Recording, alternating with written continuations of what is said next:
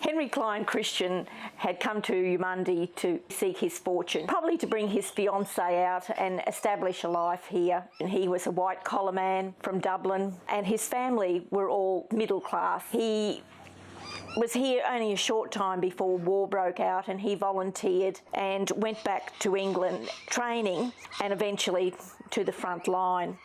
He heard that his brother had been killed, and he was deeply upset about this, and also his fiancée passed away from appendicitis. All his hopes and dreams were shattered. He almost had a death wish within himself.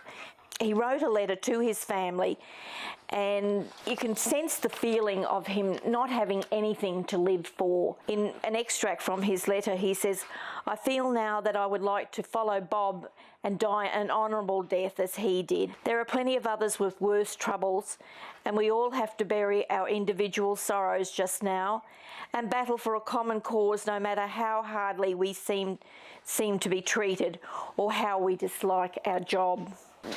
And he completed his training and went overseas, and unfortunately was killed in a battle that was probably one of the greatest schmozzles of the Western Front. In 10 hours of fighting, there was 2,339 soldiers from the 4th Brigade lay wounded or dead out of 3,000 men committed.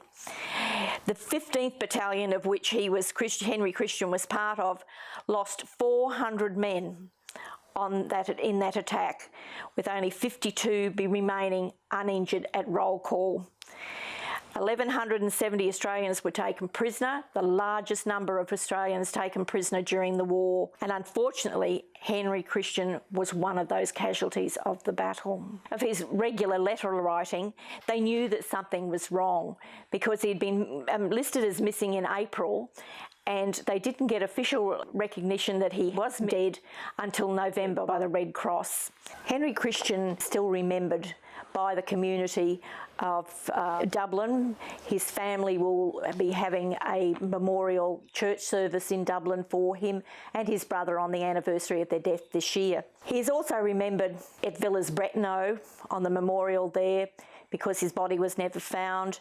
He's also memorialised in the hall at Eumundi with his name on the Roll of Honour.